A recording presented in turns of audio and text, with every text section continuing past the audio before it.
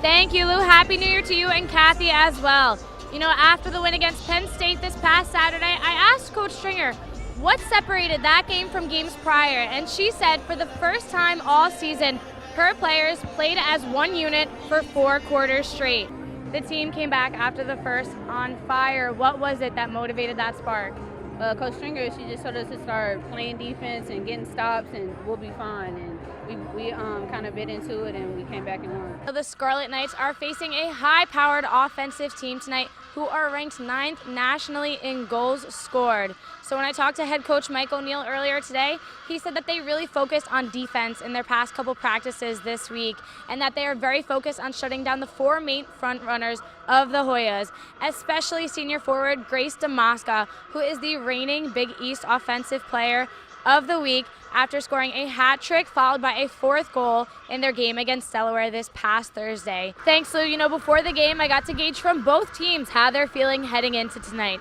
And whereas Ohio State has been solely able to rely on their power at bat to both stay in this game and now tie it up in the last inning, Rutgers very strategically used their ability to run the bases. Goalkeeper Casey Murphy, who's currently on the under-20 women's national team. Casey, how has training been going? Training's been going really well. We just got off a 3-week camp in California. Earlier I mentioned that Coach Donegan wanted to see leadership from his veteran players, and senior goalkeeper David Greshik has gone above and beyond that task. The entire game he has been vocal and motivating, being a bird's eye view for his teammates both offensively and defensively. He has been instructing them where the gaps are, who isn't being covered, and they follow his advice to a T without even looking at him. Before, you and Glenn were talking about head coach Ray Goon and his long-standing relationship and history here at Rutgers. I got to catch up with him before the game today, and he said it's a very special thing for him to be able to be back here on the Banks, because not only does it feel like home, but it also reminds him of the phenomenal impact this place has had on him and his career.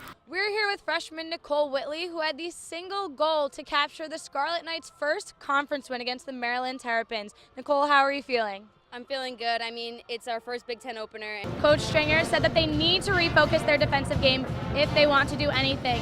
And that will be very important today against the Bucknell Bisons, being that they're notorious for their rebounding. They've out-rebounded 64 of their last 70 games. And if they manage to defeat Rutgers today, this will be their best starting record since 2000 and their first victory against a Big Ten opponent. Now that today is Veterans Day, it's only fitting to highlight the fact that Jim Foster is a war vet himself.